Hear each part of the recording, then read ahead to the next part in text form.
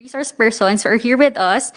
First is a chairperson, Justice Alex L. Quiros, Commissioner Attorney Gideon B.V. Mortel, Commissioner Attorney Geraldine Marie B. Berberabe Martinez, Attorney Johan Carlos S. Bersena, Director 4 of the Corporate Governance Office B, Attorney Michael D. Pabalinas, Director 4 of the Office of the General Counsel, Attorney Karen Criz L. Tanco Pascasio, Director 3 of the Corporate Standards Office, Ms. Jacqueline D. Ponseca, Director 3 of the Corporate Governance Office A, Attorney Joseph Harvey Vehemente, Attorney 4 of the Disposition and Asset Management Office, Mr. Raul T. Abad, Chief Accountant Officer, and Ms. Ina Marie Felici Protasio Ladislao, Chief Administrative Officer. We are also joined online by other officials of the GCG, Attorney Lovely Joy Avisado, Director 4 of the Corporate Governance Office A, Attorney Remus Romano A. Reyes, Head Executive Assistant of the Office of the Chairperson, and Ms. Bea Nadine V. Barte.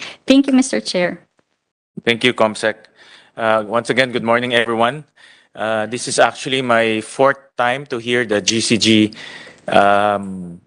budget. So I'm quite familiar with the mandates and the law that created GCG, and I'm quite familiar with the operations of GCG because of my experience over the last 3 years. So we'll do away with all the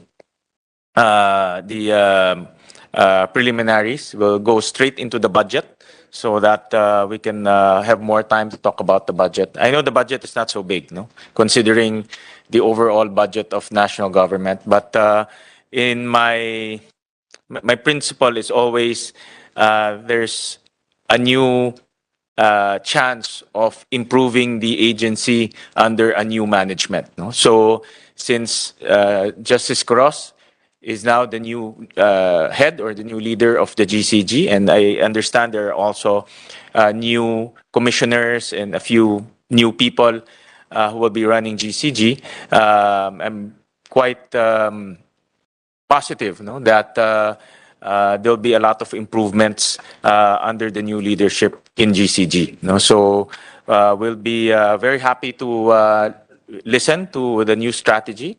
And of course, in any endeavor, there's always room for improvement.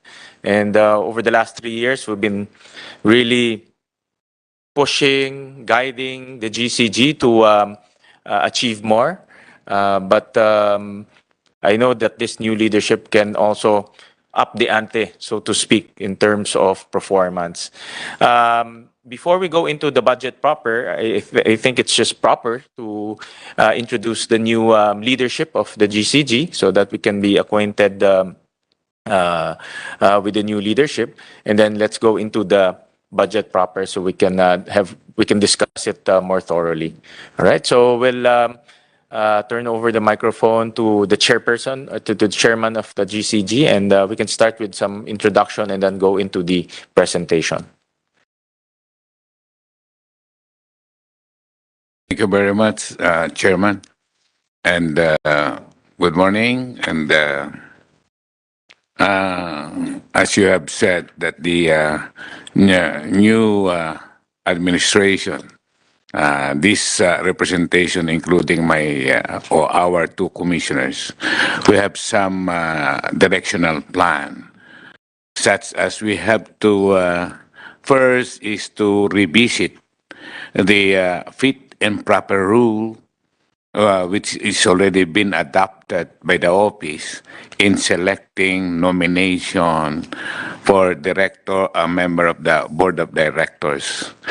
We are contemplating whether we could include in a fit and proper rule, such as psychological exam by the nominees, drug testing certification, and if possible, we will have some publication of those who wish to be included in the short list of nominees for that GOCC. So should there be some derogatory, some opposition, we will take into consideration as well as to validate the same, to investigate the whatever kind of opposition should there be. Now, with regards to the monitoring, evaluation of the performance, we are intending, well, of course, with the help of the Senate, Congress, and the Office of the President, whether we could install some liaison officer for each and every GOCC. So there will be a direct monitoring of the activities being done by the concerned GOCCs. Now, with regards to the welfare of the employees of the GOCC, we will look into as to the compensation package as well as the evaluation of the situation, because GOCC must likewise have to compete the private sector and to balance the situation without, well, of course, some or most of them are already exempted from the salary standardization law. But there is a compensation package to be graduated and apply to each and every GOCC. Foremost, we have also, as it is provided in the law, we notice, or I notice, all right, our office may file criminal, civil, and administrative cases as circumstances or evidence may warrant, right? I try to ask the people who has the institutional knowledge whether was there already a criminal, civil, or administrative matter being filed by our office. At present, there is none. Well, there is likewise another situation that the office must look into. The office may move for a special audit if the commission feels that there could have been some dissipation committed by any of the GOCC, because our office is mandated to take care the 10 trillion properties of the government and to see to it that the same was properly managed, or whether there is the board of directors were able to take care of this. As such, Mr. Chairman, I feel there's still very big room for improvement, but it will entail some logistic necessity so as we could attain whatever our purpose. This representation merely assume last August 11, and admittedly, we are still at the adjustment period.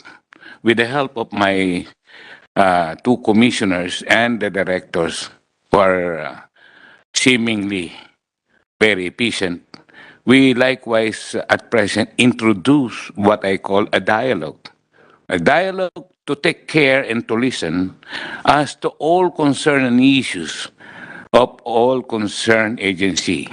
I think there were about 20, no,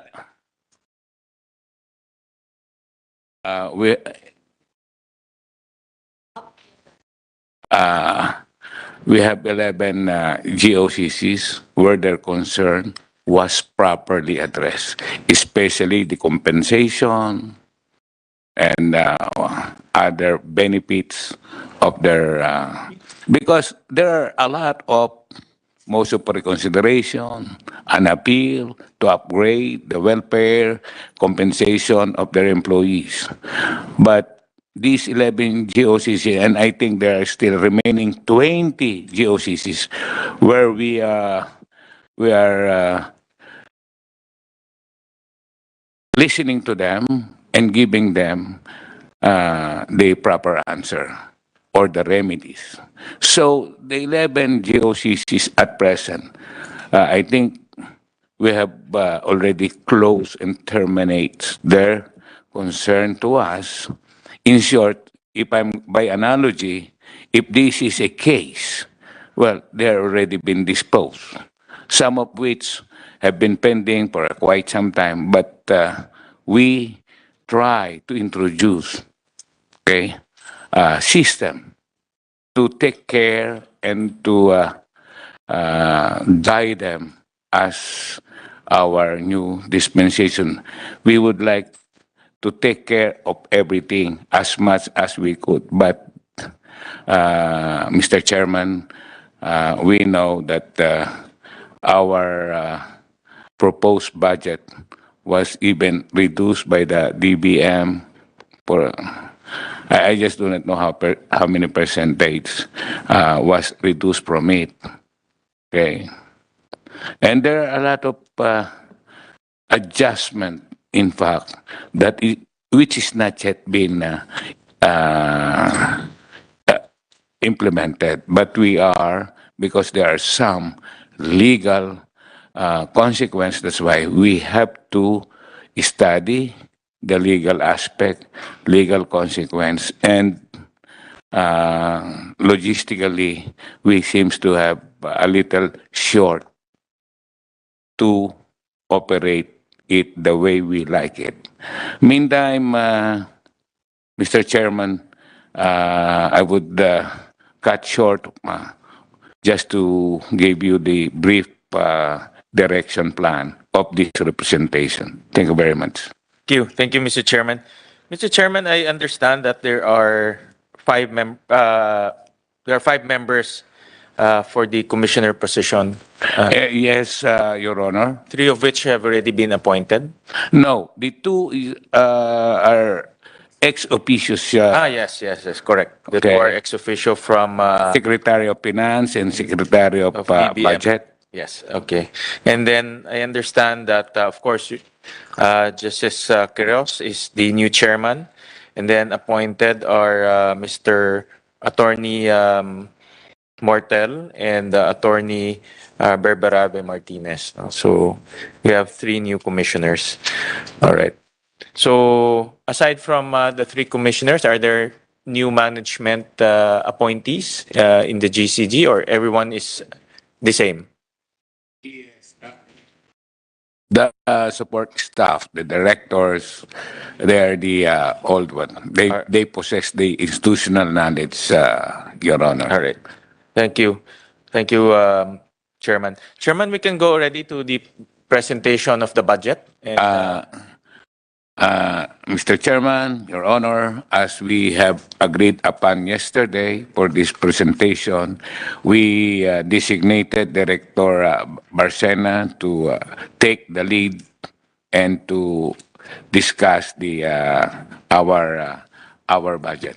Thank you. go ahead, sir. Good morning, Chairman. So, as requested, can we proceed to the slides on the budget of the GCG?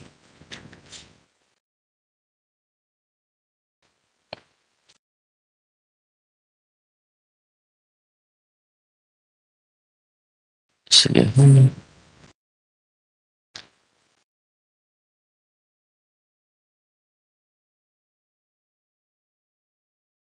So, good morning, Chairman. So, as Chairman Quiroz expressed earlier, the new commission did actually a scanning of the GOCC sector upon their assumption to duty. And one of the medium-term strategies that the commission would like to undertake is a holistic anti-corruption and integrity program for the GOCC sector, and to take a more proactive stance in making sure that public accountability is instilled in the GOCC sector. So the chairman mentioned earlier the pursuit of administrative, civil, or criminal cases even filed against erring officers and employees of GOCCs. But on top of that, we also take a proactive stance to embark on preventive measures in the GOCC sector to make sure that mismanagement is minimized, if not outright eliminated in the GOCC sector. But in the budget of the GCG for 2023, which was formulated prior to the assumption of the new commission, the budgetary thrust contained therein pertains primarily on what our chairman mentioned on the compensation and position classification of the GOCC sector. Next slide, please. Next slide. Next slide, please. So for 2023, there is an increase of around 50 million from the 2022 budget of the GCG, and that amount primarily accounts for the review of the compensation and position classification for the GOCC sector, as well as the salary standardization 6 law for the national government. So it will be a joint undertaking between the GCG and the DBM to ensure that the compensation in the government, both in the GOCC sector and the NG sector, are synchronized and aligned to ensure that we are able to attract, retain, and motivate a competent core of government personnel in the national government and in our GOCCs. So in terms of share in our budget for 2023, around 40% of our budget is allocated for personnel services. That's around 97 million of the 245 million. And the other 60% pertains to MOE for our operations. So we'd like to highlight as well, Mr. Senator, that the personnel services for GCG only accounts for around 33% of our total personnel. So currently only 74 out of 231 authorized positions in GCG are filled, and the budget allocated to us by the DBM for 2023 only accounts for the current manpower that we have. But moving forward, the Commission would like to fill these vacant positions so that we can more closely monitor the GOCCs under our jurisdiction. We have no capital outlay, no capital outlay was approved for the GCG for 2023, but we did, in fact, as will be shown later on, that we did, in fact, request for capital outlay from DBM, but it was unfortunately not granted. Next slide, please. In terms of utilization for the 2021 allocation granted to GCG, we have in fact obligated around 90% of the total budget allocated in 2021. And of those amounts obligated, we have also disbursed around 93%. So we are, in fact, Senator, utilizing judiciously the budget granted to us by the national government. And in 2022, next slide, please. In 2022, we are likewise on track to achieve at least a 90% utilization rate again of our budget. Currently, we only have around 36% of our budget remaining for obligation for the rest of the year. And this is considering that towards the end of the year, this is the time when the operations is actually in full steam in terms of setting performance targets for GOCCs and evaluating their performance. Of the amounts obligated, we have already disbursed around 76% of the amounts granted to us are obligated by the GCG. Next slide, please. So this is the slide presentation on the amounts that we initially proposed to the Department of Budget and Management and the amounts approved under the National Expenditure Program.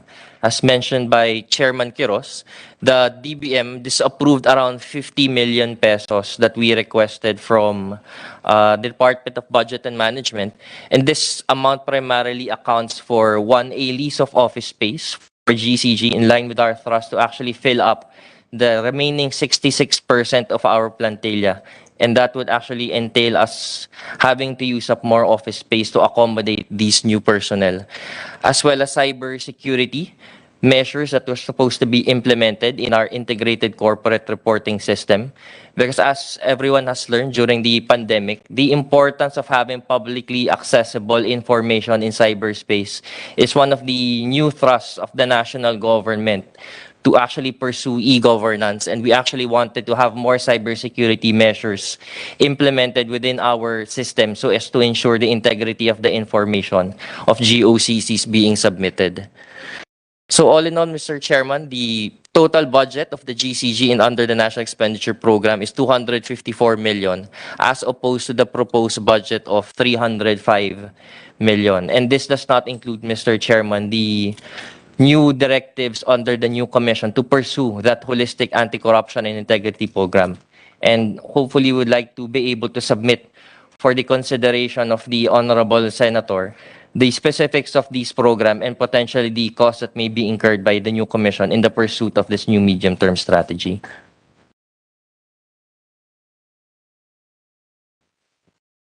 So in terms of total share of the budget of GCG, it's literally a drop in the bucket. It's 250 million out of the 5.27 trillion pesos national government budget under the NEP, Mr. Chairman.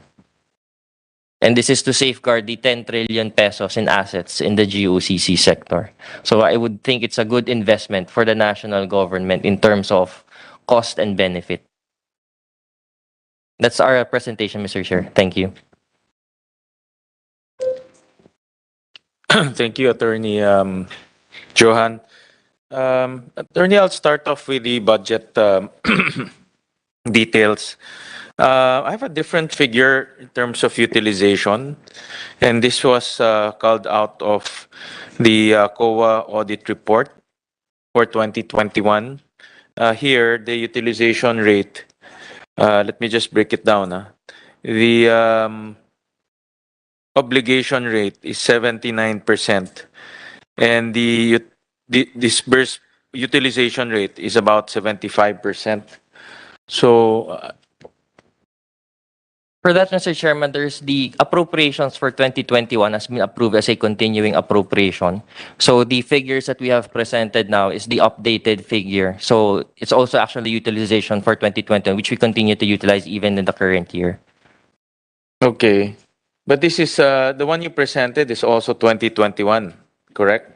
Yes, Mr. Chairman. This one they presented is also 2021. That's as of the co-op presentation is as of December 31, 2021. The current presentation, considering the 2021 appropriations is a continuing appropriation, is appropriations as of today, Mr. Chair.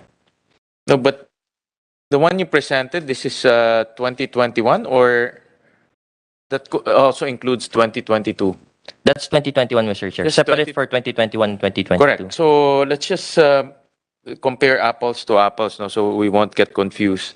Because here, they also included the continuing appropriations. Have you seen this report? I'm sure you've seen this report, no? For the COA, report. Mr. Chair, Yeah. it's the COA annual audit report, Chair, is This is the GCG COA audit report of 2021. Maybe that's continuing appropriations also for 2020, Mr. Chair. For 2020. Yes, because 2020 appropriations is also continuing until 2021. So the continuing appropriations reported in the COA audit report for 2021 would have included continuing appropriations of 2020. Yes, correct. Correct. But that's allowable naman. That means you can spend those money. Yes, Correct. Mr. Chair. So including the continuing appropriations from 2020, the obligation rate is only 79%. Yes. Um, But for the presentation currently, this is the 2021 appropriations. just the 2021 Yes, appropriations. as a Okay. source of fund. Okay. Okay. You just compare it.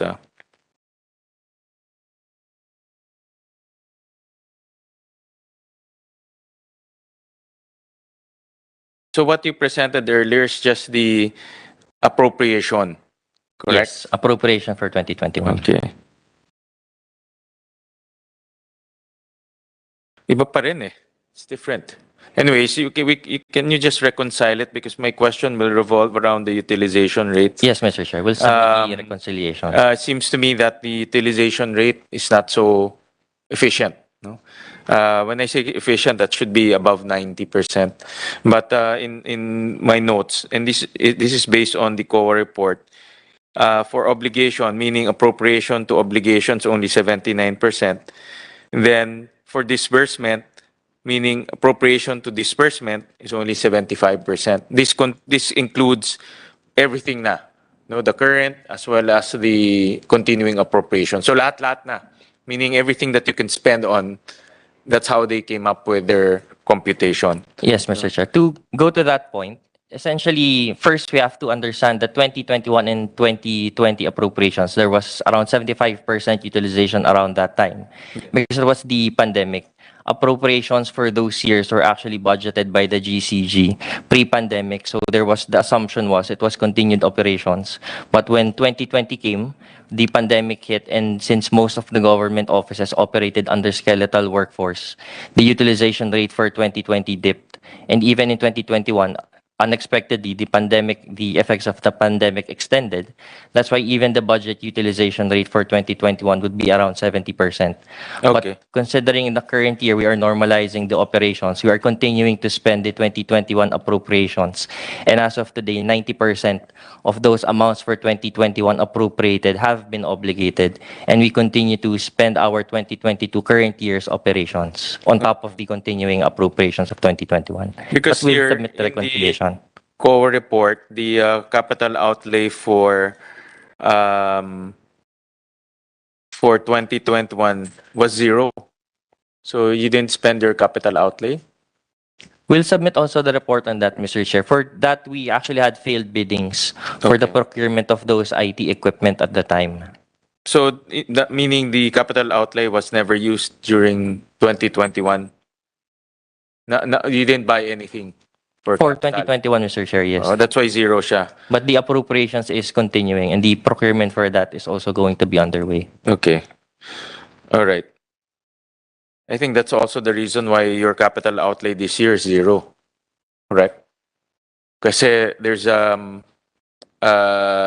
it's unobligated in 2021. Normally, if DBM sees that you didn't spend your money in 2020, and obviously in 2022, they will not give you the amount that you will request. Yes, Mr. Chair. Correct. I think that is the reason. No. So I think there's a request to restore. Correct. In the amounts to 305, and that will include capital outlay. So we'll submit that request to the good senator, Mr. Chair, Yeah, and but also there- that integrity program that we wish to pursue. Yeah, but there's. I heard you earlier that you're requesting to restore the 50 million that was cut by DBM. At least part of it, Mr. At Chair. least part of it, and part of it is also a 20 million capital outlay. Yes, Mr. Chair. Correct. That's the point that I want to raise, because in 2021 your capital outlay was never used, sir. So obviously DBM will not allocate capital outlay, no? But if we will restore it, I have to justify that the 2021 capital outlay will be spent sometime, no? Preferably ASAP, so that there's justification to add another 20 million. Because if we in 2021 is I think 2 million, no? I think we were the ones who installed this. I think we were the one who this is for vehicles yata, the 2 million. Tama ba ako? Yung vehicles, Mr. Chair, yes. That also, procurement also failed. That's why it's still undergoing procurement until now. Yeah, but I remember this was a request that we, if I'm not mistaken, we added this, no? Yeah, I remember the former chairman requested to increase the capital outlay. I think this was the one we augmented. Yes, Mr. Chair. But it was never spent. It's undergoing procurement, Undergoing. Mr. Chair. Sige, ganito na lang. Just submit to us. First of all, the data here, the COA data that I have includes continuing appropriations. No? So just to compare apples to apples, we'll use this data. And then the amounts that were not spent, especially on capital outlay and MOE, just submit to us a timetable on when you can spend it, so that when we lobby to restore some amounts, we have justification that these amounts that were not spent will be spent in the near future. So just submit to us a timetable. Yes, Mr. Chair. Mr. Chair. so We'll that, submit the timetable and justification. No, and the items that you will be spending on. No? Itong MOE also is all 53%. Eh. So only half of MOE was spent. So what were the items that were not spent? So part of it, Mr. Chair, is expenses for monitoring. So part of the validation process of the GCG in monitoring the performance of GOCCs is actually on-site validation and inspection of the accomplishments. So if there are infrastructure projects that were reported to have been completed, normally the GCG would go on-site to visit these projects and see the status of accomplishment. But during the pandemic, 2020 and 2021, the Governance Commission stopped the on-site validation on account of health concerns to the employees as well as the GOCCs operating in the provinces. So a large chunk of that MOE, Mr. Chair, is going to that validation process of the GCG. But we hope to also continue that in the succeeding year, Mr. Chair, considering everything is already normalizing. Okay. Yeah. Just submit to us those justification. I just want to put on record that, of course, the pandemic, everyone was affected by the pandemic, and a lot of the field validations were hampered. No? Not only for GCG, but other agencies also, especially field. No, I noticed that. 2020 was the peak of the pandemic, no? And everyone was obliged to stay at home. No? So a lot of the field operations or field inspections were done either by Zoom or by virtual means. So if that is the case, just submit to us na lang those continuing appropriations for MOE and capital outlay and a timetable on when those will be spent. Yes, Mr. Chair. Ito yung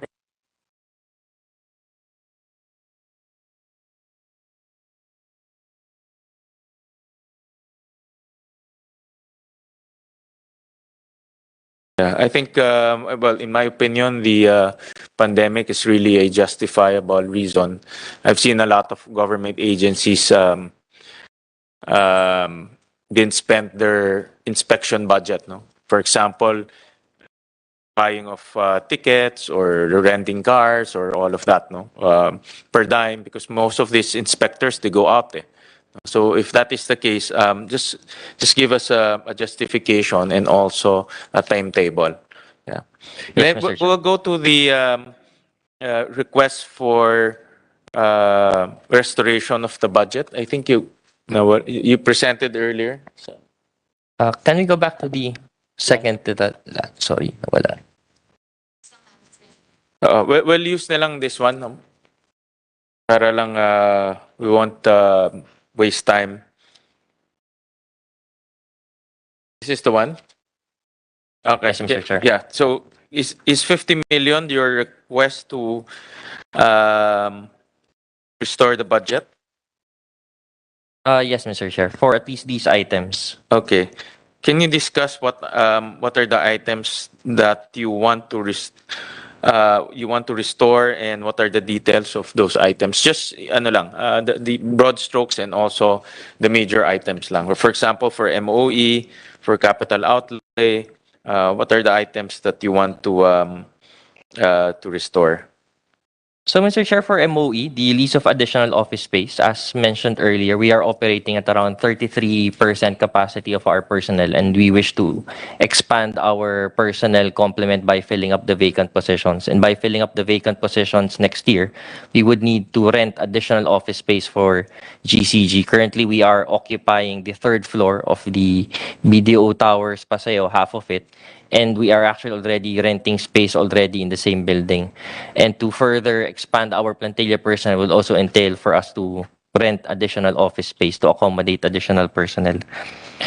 For the MOE of enhancement of ICT services, these are essentially subscription expenses, Mr. Chair, to provide cybersecurity services for the GCG integrated corporate reporting system, which is essentially a centralized online portal of financial and non-financial information of GOCCs. We are currently developing this system in coordination with all other GOCCs so that financial information of the GOCCs can be uploaded to this system in real time on a quarterly and annual basis. So this is under continuing development by our ICTG office, and we wish to have cybersecurity subscription to protect the portal, Mr. Chair.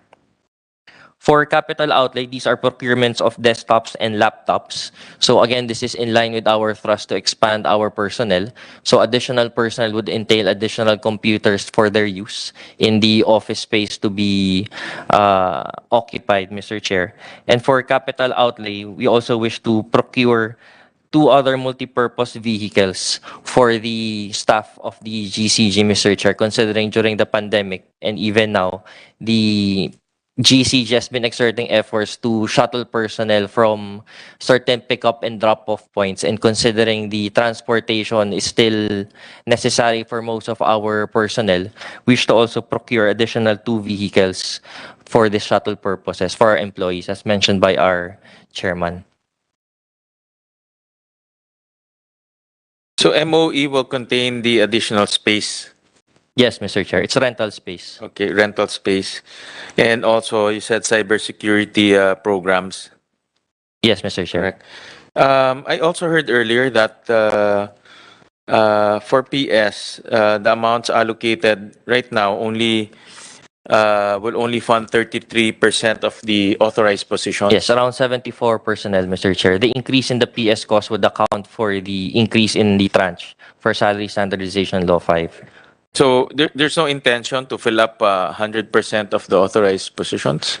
The target, at least, Mr. Chair, for 2023 is at least 60% of our positions will be filled by 2023 so that we can gradually increase our personnel. So this additional 12 million will fill up to 60%? No, Mr. Chair, that only accounts for the current personnel complement with the increase in the PS from SSL, Mr. Chair. Okay. So that will just comply with the SSL. Yes, so as we fill up our positions, the strategy initially, provided is that as we fill up personnel, we will request additional budget from DBM to cover the PS cost. But with respect to the capital outlay for computers and the space for the personnel, since these are going to be difficult to request on a quarterly basis from DBM, we would need an annual appropriations to cover the cost of this, Mr. Chair. Yeah, because I saw in the budget for 2023 for PS, it's 97 million. Yes, Mr. Chair.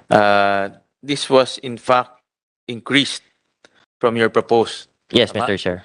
But you don't no intention of increasing it further to fill up the authorized position. If the good chairman can actually increase it to the 60% level that we wish to attain for the year, that would be best for the GCG, Mr. Chair. But we also understand that since if it's straight 60%, that would entail the annual appropriations for GCG. So it's as if we're operating at 60% at January 1. So considering hiring will be on a gradual basis, then the PS would be requested from DBM also on a quarterly basis as we hire, so as not to incur unobligated amounts of PS because we're not be operating at 60% already on January 1. But when you request from DBM on a quarterly basis, DBM can fund the added manpower? They have a source of fund for that, Mr. Chair, or in some cases, they allow the GCG to convert certain items to PS to fund it in the meantime. Right. Sige. All right. Sige. Well, so the official request will be at the amount of 50 million. Is that tama Yes, ba? Mr. Chair. All right. Sige. Just submit to us again yung breakdown ng 50. Yes, Mr. Chair, we'll But do. we captured naman what are the major components of the 50 million. You also mentioned itong capital outlay is only purely vehicles And computers, Mr. And Chair, computer. which will be used by additional personnel to be hired. and the vehicles will be used for shuttle purposes. Yes, Mr. Chair, Okay. which we are currently trying to do for our personnel, given But the... you're doing it right now, the shuttle system, the shuttle service. We're using, actually, Mr. Chair, the vehicles that were allocated to the chairman and commissioners. So the previous chairman and commissioners were gracious enough to not use their vehicles for official personal use, but to allow the staff to actually use the vehicles that were allocated to them. Official trips or for shuttle purposes? For shuttle purposes, Mr. Chair. So, kumbaga, instead of being used by the chairman and commissioners, they returned it to the carpool so that it can be used for shuttle purposes. Okay. Is the shuttle assistance, is that because of the pandemic, or is that a regular?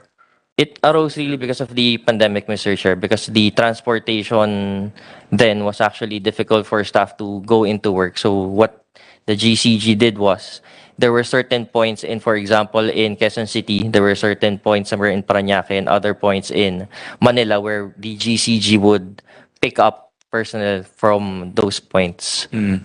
How about well, now that the pandemic is winding down, will you continue the shuttle service? We hope to continue that, Mr. Chair, considering that's also for the welfare of our employees. Okay.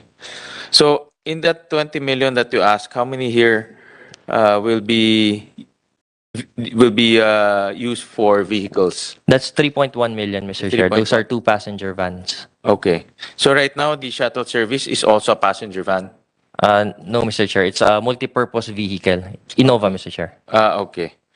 Ang chairman, Innova ang sasakyan? Yun yung Parang limitation hindi yata ng pang chairman yun limitations ng DBM, Chair. Mr. Chairman.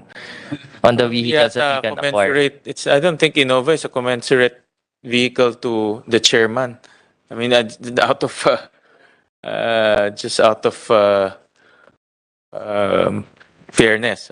And those vehicles, Mr. Chair, actually have already used up their useful life. They've been procured 8 years ago. So they're actually going to have to be refleeted by the commission.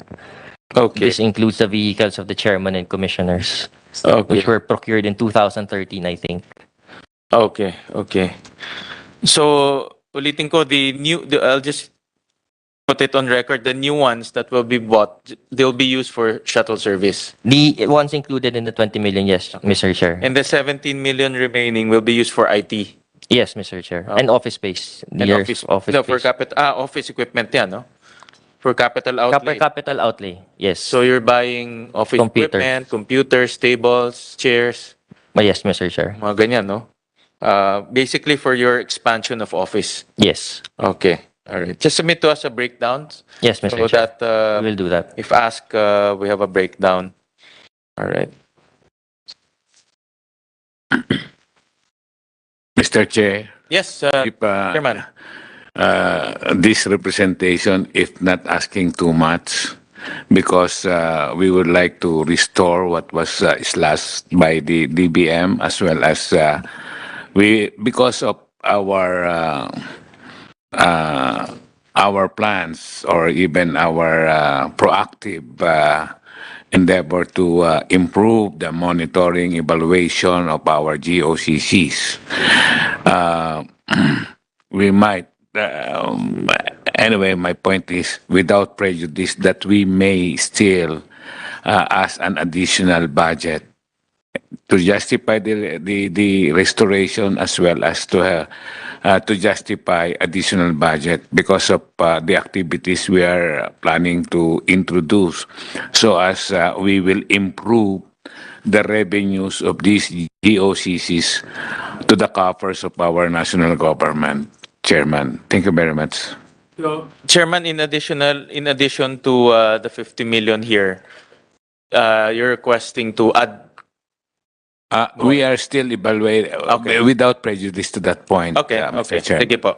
Once final, you can just submit to us. Yes po. Kasi we'll have to, we're given some leeway naman to source within our assigned committee. So, if not, we'll have to talk to the chairman of the finance committee to allocate from other agencies. No? But last time naman napagbigyan, I remember. So, just give it to us as soon as ready. All right. Thank you.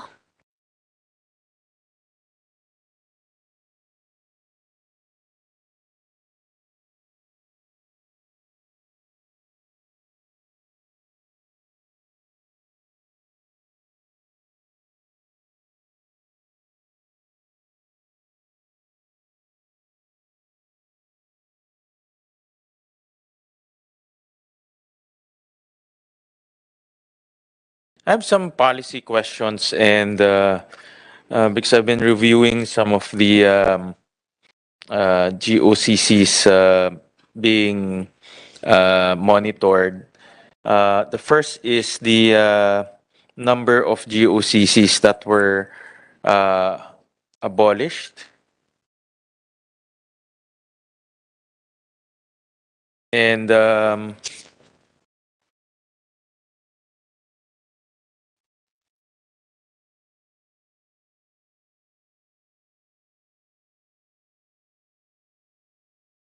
can I, if my data is correct, and you can just add to this.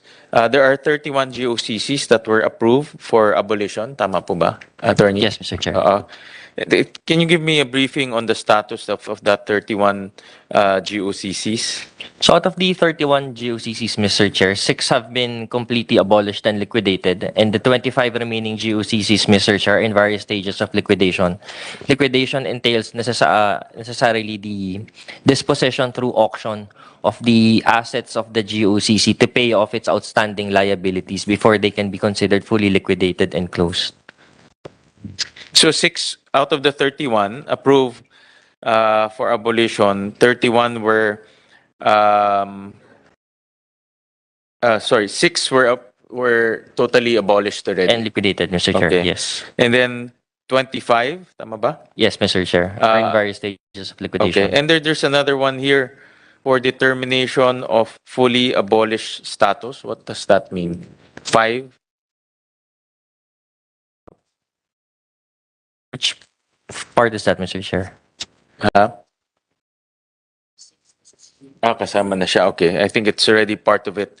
Kasi in my notes, there's, out of the 31, 5 GOCCs, the category is for determination of fully abolished status. But I think that includes... That's included in the 6, Mr. In the Chair. 6, okay. This has been the problem ever since I've been hearing the budget of GOCC is the amount of time for the abolition, Chairman. I think there's some bottlenecks along the way, no? And that's why a lot, if I'm not mistaken, the 25, some of them were approved a long time ago. Yes, Mr. Chair. How old is the longest? 2013, Mr. Chair. 2013. So for almost 10 years, it's still under liquidation. And that's what I can see a room for improvement to, in fact, hasten the abolition of those approved GOCCs to be abolished. No? So I've mentioned this, I've asked this several times already, and the answer is normally the bottlenecks. No? So may I hear from the chairman, what are the strategies that can be employed by the new leadership to remove those bottlenecks and improve the pace in which the abolition can happen so that it will not be in the, it's always here in the report, no? Hindi siya nag-i-improve, no? So that mag-improve yung report. Yes, but at this point, Mr. Chairman, we are really very cautious to adopt measures how to hasten up, especially this kind, because one of which is the office have already, I would like to, it was already been a plan to have, and I think it was approved, what they call DAMO, Disposition and Asset Management Office. I have to review because we just step into this office, and rest assured, Mr. Chairman, we will introduce some dynamics to hasten up this process, and perhaps the soonest as we adopt measures, we will promise that this will be expeditiously be disposed. Just like there are several cases pending before us, as I have discussed a while ago. There are some of which are pending 3 years, 4 years. The mere issue in concern is merely compensation, welfare of the employees, and yet with all honesty, we try to adopt some scheme as just like we have a dialogue, we have a meeting with them, and addressing what measure or method to be adopted in order to answer their concern. And all of them have been satisfied to our action taken for their concern. Thank you very much, Chairman. Chairman. Chair, Yeah, go ahead po. if I may add to that, I was comparing here with the General Counsel of the GCG, and one of the reasons why there was delay in the attending to the liquidation is because the DAMO, the Disposition of Asset Management Office, is merely in an ad hoc capacity. So considering... Yes, sir. And just recently, that DAMO was now permanently created. Before, there is only an ad hoc committee addressing that. And that is given to the short of manpower, short of budget. So the manpower complement of GCG is really having hard time to attend to that. But given now the creation of that permanent office, I am very certain under the leadership of the new chairman, it will be quickly addressed. And I bear witness to his leadership style. We barely assumed office in not more than 2 weeks, Your Honor. And he was able already to conclude the problems of at least 7 GOCCs, Your Honor. So I am confident that under the new leadership, all these aspects of or areas of problems will be quickly addressed, Your Honor. Thank you for that. That's always been my concern, the pace in which the abolition can happen. And from what I gather, every budget hearing is the the bottlenecks, especially on the liquidation side, of which many are outside the powers of the GCG. I understand that the liquidation are being handled by the abolished, tama po ba? Abolished GOCCs? Is that how it's? If I may. Go ahead, sir. Yes, Mr. Chairman. It would really depend on the abolition order issued by the Office of the President. So it may order that the GOCC itself administer the liquidation of the GOCC, or it may assign a different agency to do that.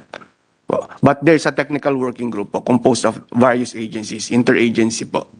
So I guess that contributes also to your issue on the bottleneck, because different agencies have different takes on different issues. Will it be wise to? I also heard that DAMO issue before, no? But is it wise to increase the PS also, so that you will have people in the DAMO? Because that seems to be the one of the issues hanging. Every time the budget, to be honest about it, that's one of the common sense gauges of the senators. How many ba na-abolish? How many ba yung mga hindi nagfa-function na tinanggal? No? Especially now in the era of tight fiscal space. This type of abolition is in fashion right now. So I'm just preempting questions on how many were abolished, therefore how much X amount was saved for the government. So I'm just expecting those type of questions later on. That's why I think maybe a good move or a good strategy will be putting more people in the DAMO office and staffing with capable people so that they can do their jobs much faster. Again, that's a proposal that if you want to put it in your request, we'll try to accommodate it. If I may, Mr. Chair, in fact, that is one of the, with my discussions with the chairman and the other commissioner, it's one of the track that we are leading to. As we are new here in the commission, I myself is also keenly listening and observing on the budget aspect of our institution. And one of which is the area of the PS. In fact, if you note, I mentioned that we are short of manpower, short of space, but too much and very big in plans, action plans for this under the new leadership. That is why, Your Honor, I will really be seeking the assistance of the good chair that the PS aspect and the MOOE be augmented so that we can push through with all the grand plans of the GCG, Your Honor. We can include that because here there's no request, no, attorney, for PS. So it's purely for MOE and CO. So it's a management decision that I will leave to the GCG to decide. And you can just give us your official communication on what items we should augment, no, later on. So I think just talk among yourselves first, and then later on, if you think that the DAMO is a very important component to hasten the liquidation, then let's study how we can staff that with enough people. No? Yeah. All right. I'll go on another topic. No, the issue of subsidies. No? And this is. Another item that I quite often ask, no, do we have the latest computation on how much subsidies national government is giving to the GOCCs? I think in the 2023 National Expenditure Program, Mr. Chairman, around 180 billion pesos is allocated to budgetary support to government corporations.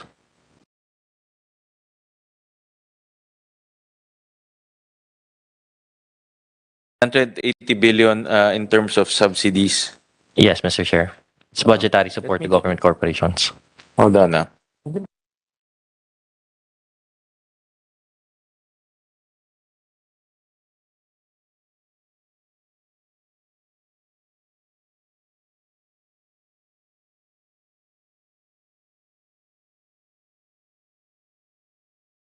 I asked my staff to, I have a list here of those top 10 GOCCs which receives subsidies. PhilHealth, 80 billion. Again, no, correct me if I'm wrong, attorney. National Immigration Administration, 38 billion. National Housing Authority, 25 billion. Meron ba kayong, do you have a PowerPoint with that? It's not in the PowerPoint presentation, Mr. Chair, but we have the data available. Oo. So total, all of these GOCCs receive subsidies, tama? And the subsidies form part of their revenues, correct? Yes, Mr. Chair. And then, but their performance evaluation, revenues is also one of the criteria. Tama? Yes, Mr. Chair, for those Oo. GOCCs. So this is a policy issue that I want to raise, and maybe you guys can think about this. Is there's some again, no, part of the common sense gauge is to reduce as many subsidies as possible, tama, from national agencies. So we're now giving about 108 billion, tama, no, total subsidies from national government. 180 for 2020. 180, sorry, 180.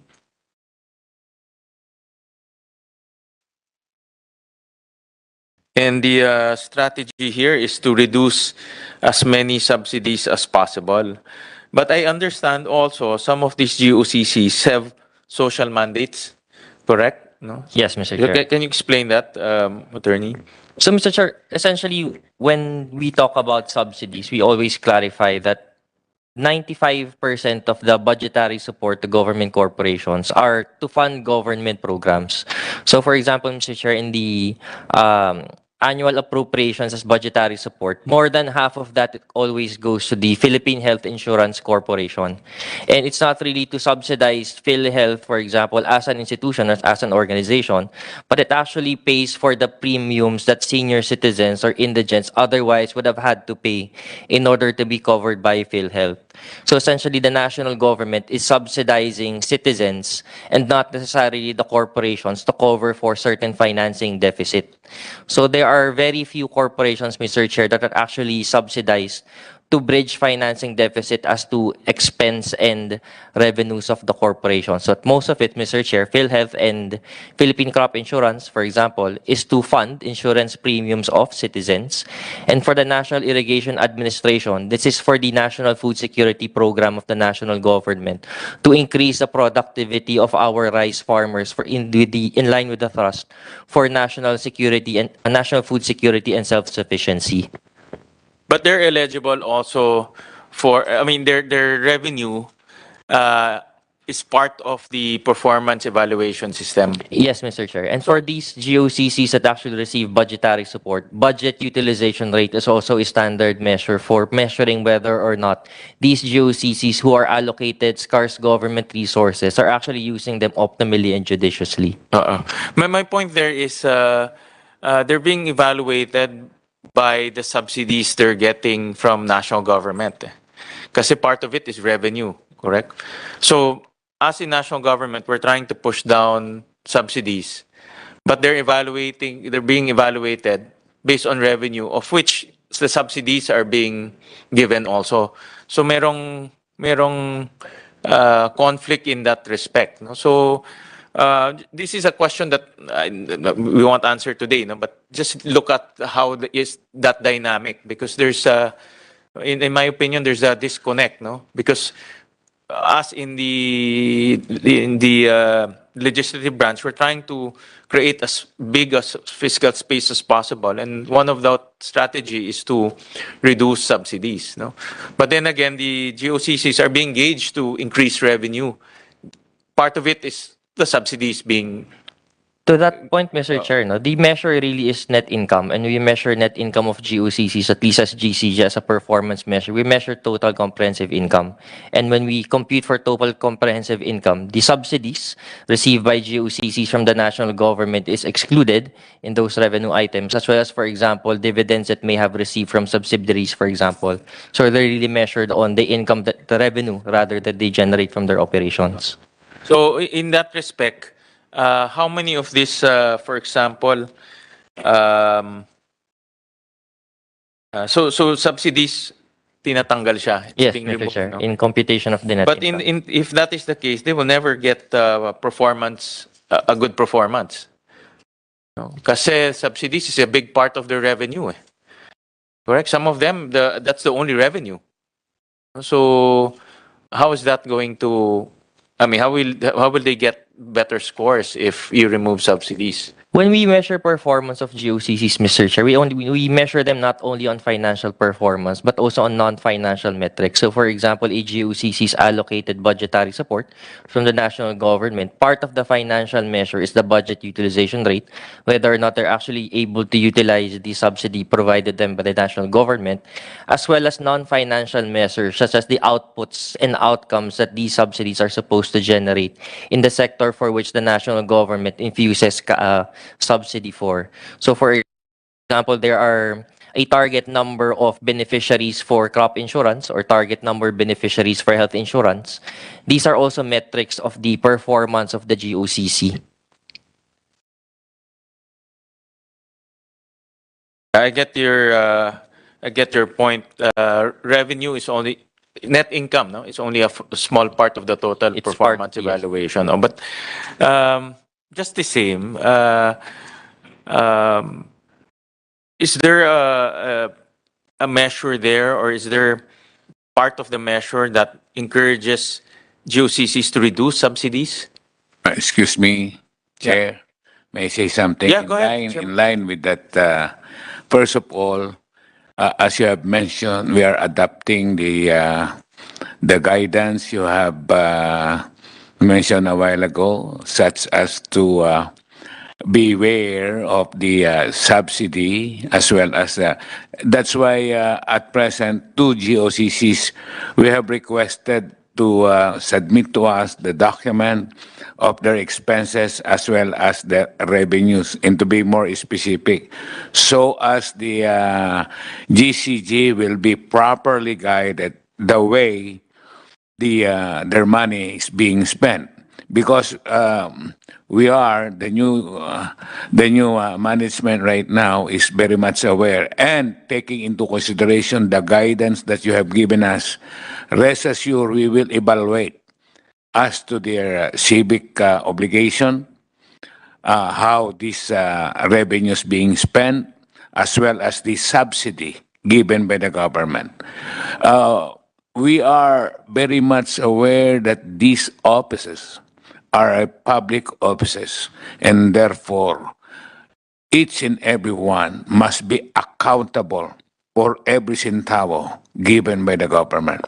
Rest assured, Mr. Chairman, we will give our best, and perhaps that's why we are even contemplating how to expand the, if not an authority, it is an obligation on our part, whether to file criminal, civil, and administrative, even using the special audit to support our mandate, Your Honor, to that effect.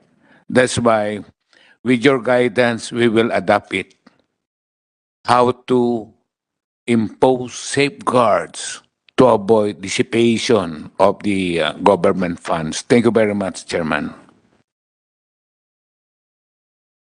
Thank you, Chairman. Well, Chairman, my point of the matter there is, let's just. I'm just putting this on the table, no, to help the legislature to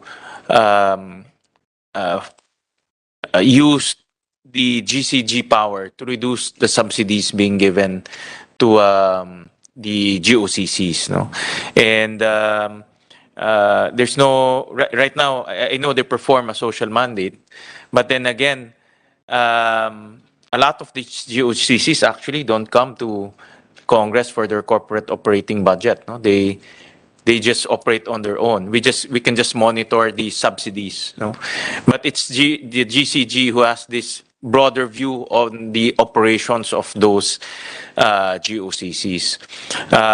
So my point of the matter there is, and I'm just putting this on the table, is to have a mechanism to reduce the subsidies being given. No? Make it part of the criteria, or make it part of the evaluation process. So me as a GOCC, I'm conscious that I have to be efficient so that I will not request for subsidies all the time. No, maybe increase my non-subsidy revenue, revenue from other commercial operations, so things like this. No, so I'm just putting it on the table because I noticed that the subsidies are quite hefty. No, 180 billion is also quite a lot. No. Precisely, Mr. Chairman, we have a plan even to have a field office in each and every GOCC so that we will be directly monitoring. Now, with regards to the subsidy, I've been telling, and we have been thinking right now to adopt a scheme, if not to eradicate, at least to reduce whatever dissipation that GOCCs have been committed. I'm not attributing of something, but in short, paglulustay. We have to avoid that. At least adopting some measures, if not to eradicate, to reduce it, Your Honor. Thank you very much. Thank you. Mr. Thank Chair- you, Mr. Mr. Chair. Yes, go ahead. Along that line, the line of the chairman and of the good senator, I think GCG is we are one with you in that aspect, in saying that these GOCCs should put their plan on increasing the revenues so as to cover that aspect of the subsidies. I think you are going along that direction, that not merely relying solely on the government to support that project implementation on subsidies. I think we will be instituting a mechanism or a policy on the part of GCG on how to address that aspect, Your Honor. Thank you. Thank you, Attorney.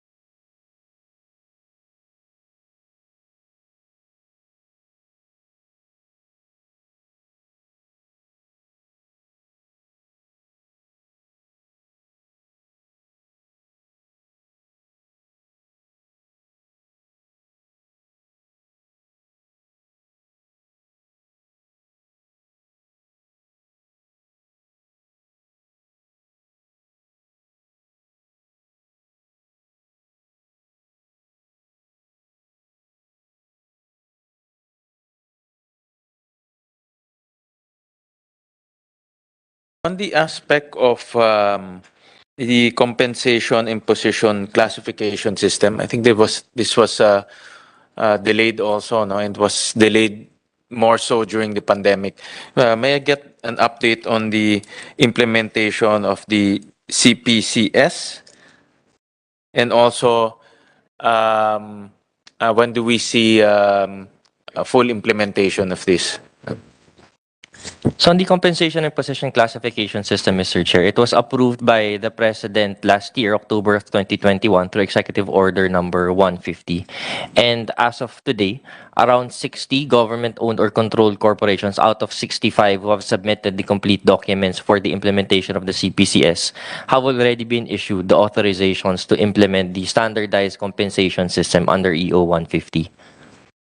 So the effect is both GOCC and also national government will have a standard compensation system. There are different compensation systems, Mr. Chair. The GOCC should be implementing the CPCS under EO 150, which is a different system from the national government's SSL. And but the CPCS, all GOCCs will have a similar compensation system. Yes, Mr. Chair. It eliminates the SSL covered, SSL exempt distinction for GOCCs. Now they are governed under one system. But this is only limited to the GCG GOCCs. Yes, GCG correct? cover GOCCs. So hindi Mr. kasama, let's say, mga water, the water districts? Are they Yes, the water GOCCs? districts are not covered, as well as Okay. economic zone authorities. Okay, okay. So they have a different compensation system. Okay. And when do we see full implementation of that? By the end of the year, Mr. Chair, we hope to see the full implementation of the CPCS because we will also be undertaking the review of its implementation to update it based on the standards of the RA 10149 to regularly and periodically update the CPCS. So we'll be doing this in coordination with the Department of Budget and Management. Okay. So all 118 GOCCs will have will be implementing the CPCS.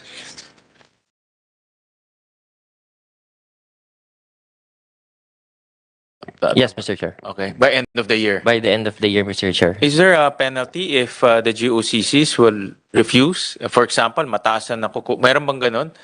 They're now receiving high salary grades compared to the CPCS. Is there such a scenario? There are scenarios such as that, Mr. Chair. There are GOCCs who are receiving... Under your watch, ah? Yes, that are receiving compensation much higher, but under the CPCS, there's a principle called non-diminution of authorized salary. Ah, yeah, okay. So if they are already getting salaries higher than what the CPCS provides, then they will continue to get the higher salary, but the benefits and non-salary components of the compensation have been standardized. Okay. So the ones coming in, the new employees coming in, will now have to comply with the CPCS. CPCS, yes, Mr. Okay, Chair. but the ones existing, status quo. Yes, non-diminution, Mr. Chair. Okay, non-diminution. All right. Okay. If I may just Yes, mention, go ahead. Mr. Sorry. Chair, I think the CPCS will be up for review by next year. And so part of the increase in the budget will be for the purchase of the review tools that will be used for the CPCS.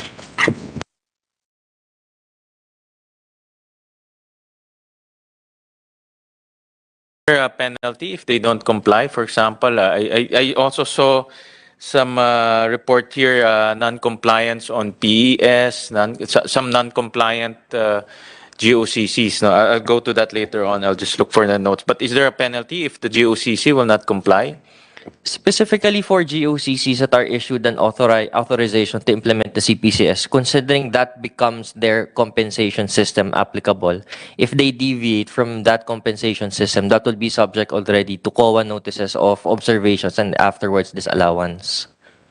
In other words, GCG can mandate the compensation package, and COA will take recognition of that compensation Yes, package Mr. Chair. and form part of their audit. Yes, Mr. Chair. Any deviation would already constitute undue disbursement of public funds.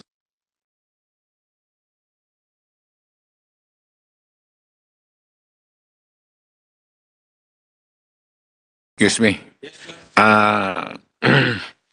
Perhaps your office might be receiving several complaints of the employees of the different GOCCs regarding their compensation package. Rest assured, there are that the present administration right now is taking into consideration all of them. There are some or several pending concern, complaint, appeal, motion for reconsideration of the employees or union before us. But we already have entertained, I use the word confront them, to listen and to guide them what to do. Meaning, we take action on the matter immediately. So at present, perhaps before the end of this year, all these pending concern of the employees, from their benefits as to the graduation of their compensation, the same will be accomplished by the GCG before the end of this year. Thank you. That's good to hear, Chairman. Yes, Attorney. Mr. Chair, along that line, you were asking if there is non-compliance to the CPCS. The chairman is actually, as mentioned a while ago, he is even up to the extent of using Section 26, and that is the special audit power of the chairman. So that compliance of the CPCS can be ensured, Your Honor. Thank you for that. I know that CPCS has been delayed for a while. I remember also during the pandemic it was delayed, no? So, and I think there was one time President Duterte asked for its review, no? If I'm not mistaken, no? If my memory serves me right. So finally it's now implemented, no? And it's a good way to harmonize all the compensation, different compensation packages of GOCCs, no? All right, I'll go to another topic, which is the performance evaluation system. And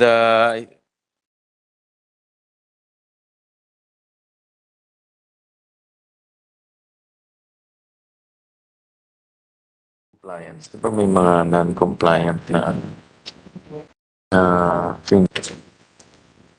Excuse me.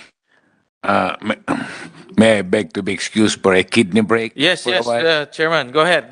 Feel free.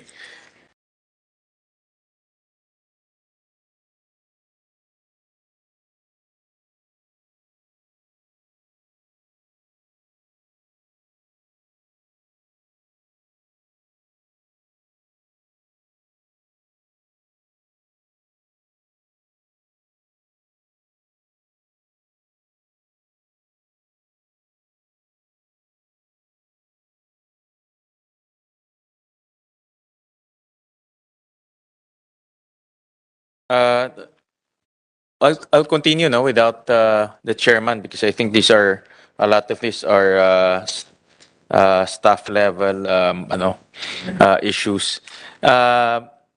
We also took note of an item in the COA report in which the implementation of the performance evaluation system or performance scorecards.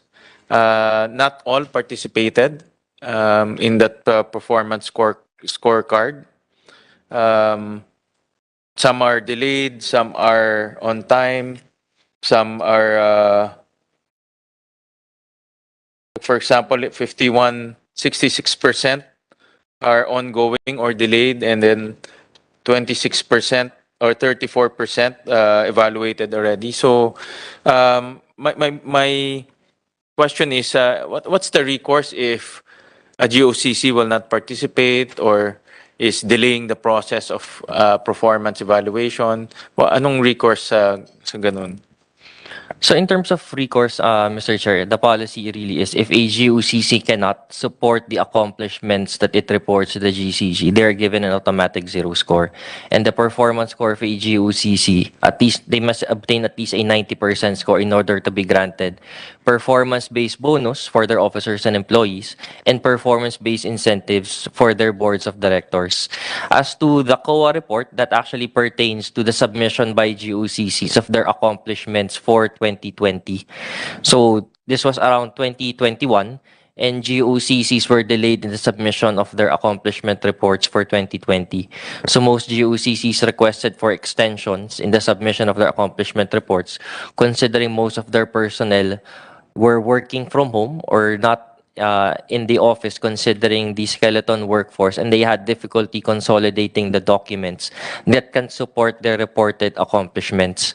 And around this time, Mr. Chair, considering there was still the lingering effects of the pandemic, the GCG actually had to resort to desk evaluation of the accomplishments of GOCCs, and therefore they really had to submit complete documents in order to substantiate any accomplishments submitted.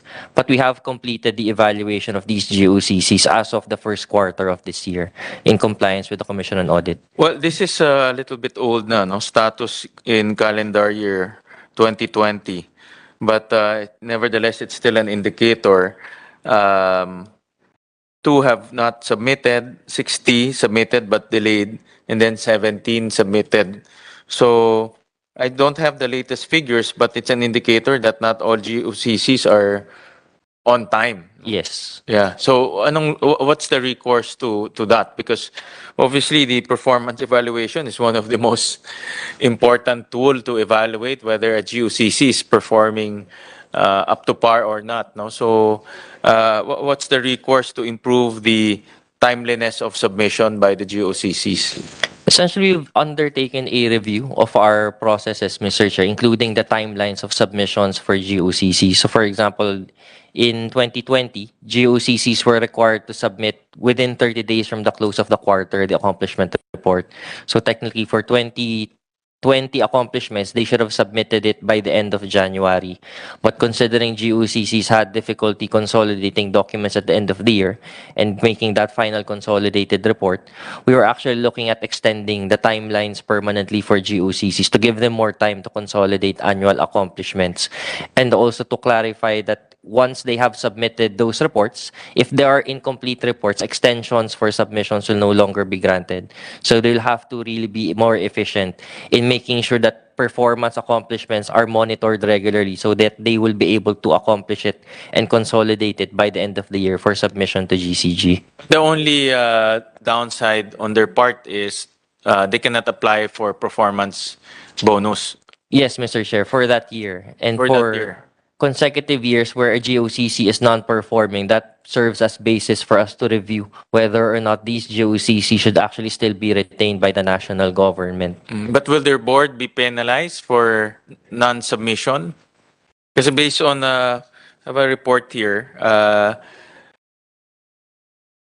but in 2020, only 79 GOCCs submitted PES scorecards, of which only 26 passed the 90% mark. No? Can you flash it? Table 11. And then, so that's only 33%. So only 79 out of the 118 submitted, but out of the 79 submitted, only 33% actually passed. No? Yep. Mr. Chair. Yeah, go ahead, Chairman. The last IMBANC meeting, this representation with the concurrence of my two colleagues as well as the ex officios, we have adopted a coercive power so as to compel these GOCCs by issuing a show cause order for them to produce whatever or to ask them. Otherwise, we might use our the authority or being asked by the law from us to file criminal, civil, and administrative. The composition right now of the GCG is how to utilize and how to compel by adopting coercive power. I think that problem has long been pending as some practice by the GOCC. It seems that they, if not neglecting, they seems to be ignoring the existence of the GCG. But right now, Mr. Chairman, we are studying especially that method adopted by the last imbank of the Commission to use show cause order to compel them and to be on time, because the feeling of this representation, if not neglected, we are being ignored by this GOCC. Rest assured, Your Honor, with our management right now, we will compel them and to be to have a pass disposition of all the concern of our office as well as the GOCCs. Thank you. Ba talaga pag Sandigan Bayan ang chairman talagang mahigpit?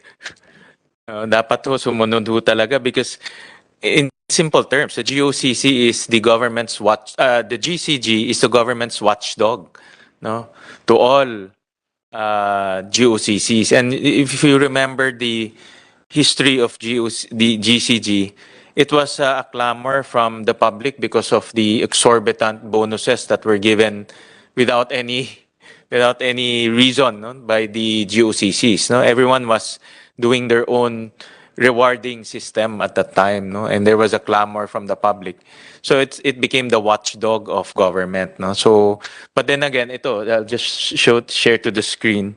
Only 79% submitted their PS scorecards. Oh, sorry, only 79 out of the 118, of which 26 passed, no. So that's only 33%. So I would assume the larger, since they didn't submit, also failed, no. So in other words, we're managing, in my analysis, majority of the GOCCs fell below the 90% mark of the performance evaluation system. Tama ba, Attorney? Yes, Mr. Chair. So, in other words, the GOCCs that we're managing are below the 90%. 90% is the benchmark for the performance bonus, diba? Yes, Mr. Chair. So, in other words, that is the optimum or the most efficient. But less than 50% are at 90%. So, that goes to show the quality of GOCCs that we have. No? Hindi na sila nagko-comply, and then the quality of managements like that. So, having came from judiciary, the doctrine of justice delayed is justice denied. So therefore, this representation will not allow further delay of action obligated from them. And we might even assume, without assuming, that they might be trying to hide something. Because if you don't have to hide something, you must always be on time. Okay, so with this, Mr. Chairman, really we are adopting measures, scheme, how to make this GOCC to be transparent. And if we are going to digitalize the proceedings, the transactions, open to the public, Mr. Chairman. But I know the financial constraint will be the problem. Should we digitalize these all GOCCs? Thank you.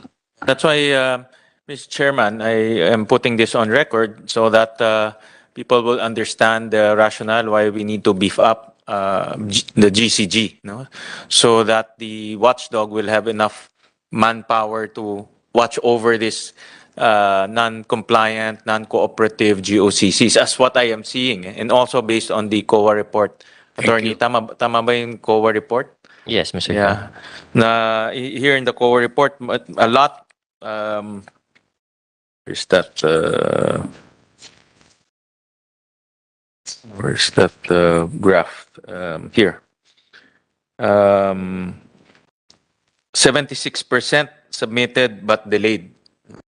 Yes, Mr. Chair. Yeah. So we have to improve this because this shows the uncooperativeness of the GOCCs, no, that we are actually watching. No, so I can see that under the new leadership, the whip will be cracked and more compliance will happen, no, in the next 6 years. Lastly, 14. I also noticed that there are some GOCCs are constantly losing money, you know, and I'll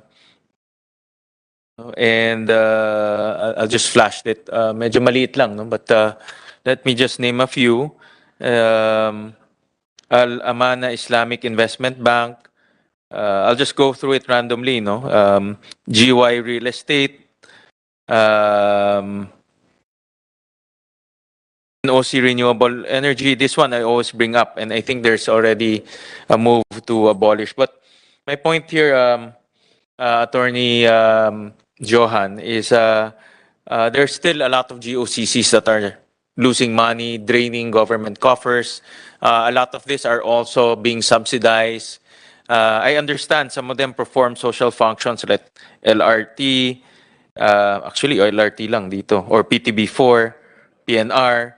But a lot of them are non-performing, like PNOC Renewable. No, when I was chairing the Energy Committee, I always put this on the table that the private sector is already doing renewable energy. No, if you go to Rizal, you'll see wind farms there by the private sector, solar farms all over the country by the private sector, but yet government is funneling subsidies to a company doing exactly the same thing as the private sector is doing. No, so I just want to point out that there is still room for improvement. No, in terms of abolishing inefficient GOCCs that are what we call competitive, violating the competitive neutrality concept. No, in which it's competing with the private sector, and there are also some GOCCs here that are not.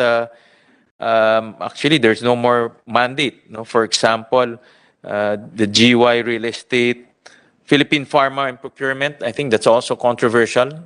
No, yung PITC, because this agency is actually being used to park funds. So my point here is my room for improvement, no, to look at. No, and I'm just again putting this on the table so that the GCG can look at these companies and resolve how to either cut the losses, do away with the losses, or totally abolish them. No? Mr. Chair, as you have mentioned, PITC, we are hardly looking at it. Okay, and we are studying and in fact investigating.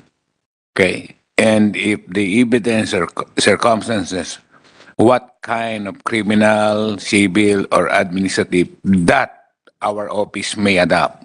Don't worry, we are very much awake right now to exercise as a watchdog of the government because we are looking at 10 trillion government properties, Your Honor, and we are very much aware of our role in our obligation. Okay, thank you very much. Thank you, Mr. Chairman, and I can see The dynamics in GCG has dramatically changed with Chairman and former Justice Quiroz at the helm. Baka maging DOJ na ho to rather than GCG.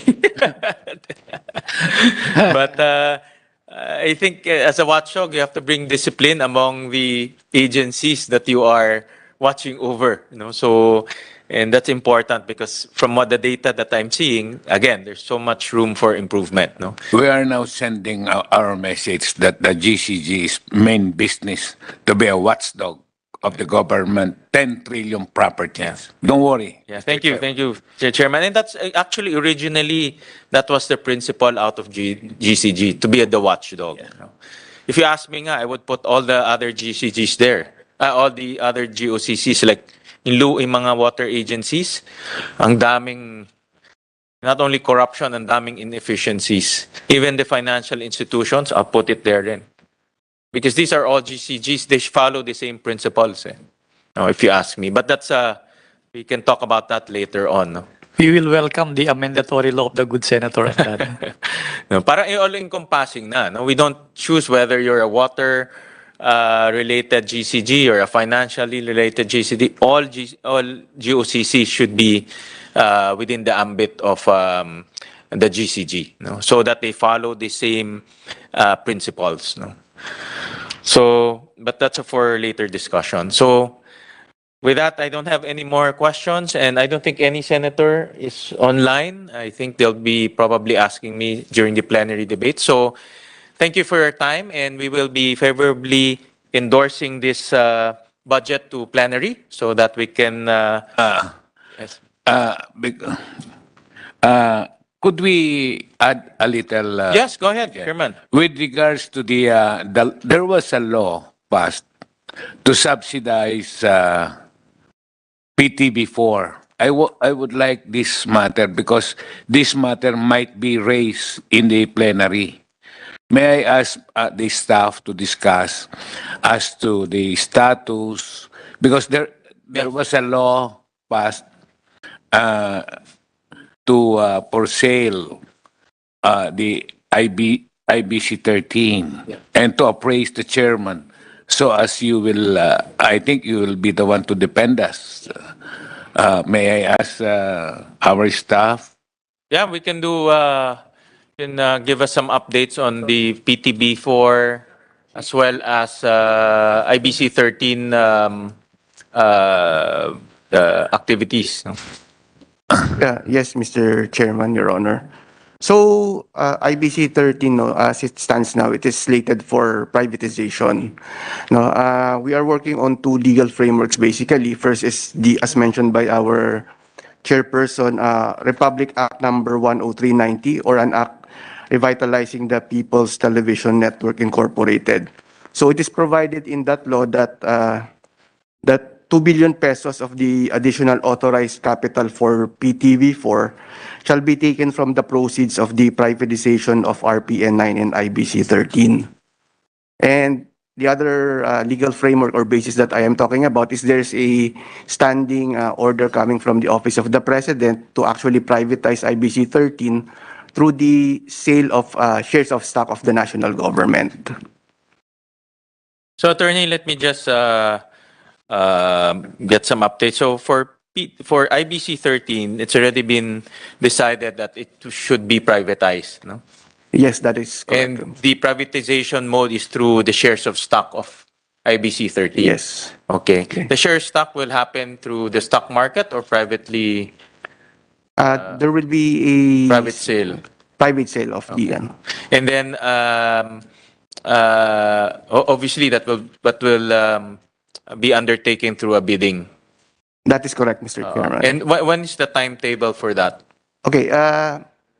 Right now, given the new administration, no, and as mentioned by our good chairperson, no, actually the direction, at least from the GCG's point of view, is actually to make more study or evaluation on the same, given the length of time that has already passed, no, with respect to its privatization, and to discuss also the impending issues of the privatization itself. No? For example, the the benefits of the employees and also the impending expiration of the franchise actually of IBC 13, which is set to expire on 2025. Oh, lapit na. Yes.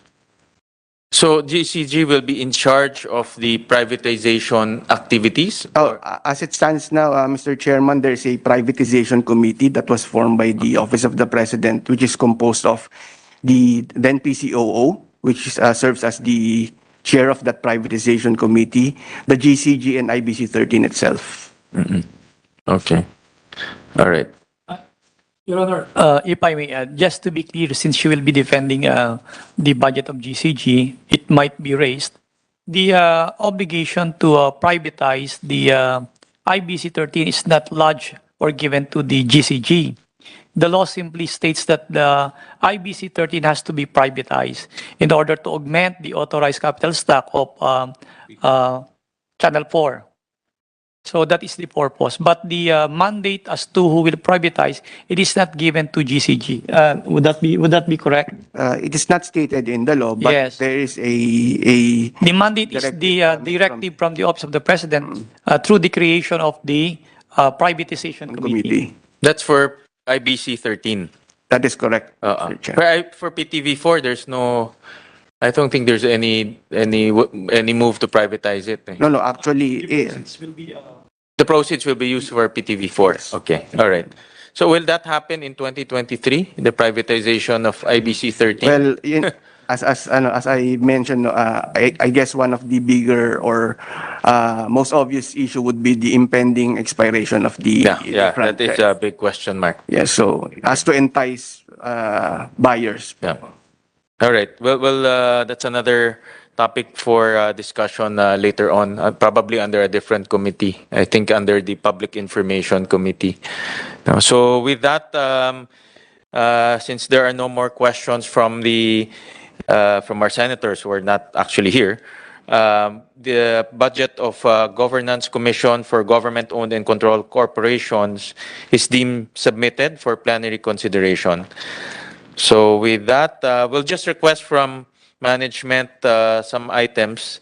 Number one, reconcile data on utilization, timetable on utilization of unobligated funds, details of request pertaining to the additional restoration of the budget, and what's this, wish list of the 50 million additional budget. So just submit to us. It was suspended. Okay. So with that, this budget briefing is hereby suspended. Thank you. Thank you, Your Honor.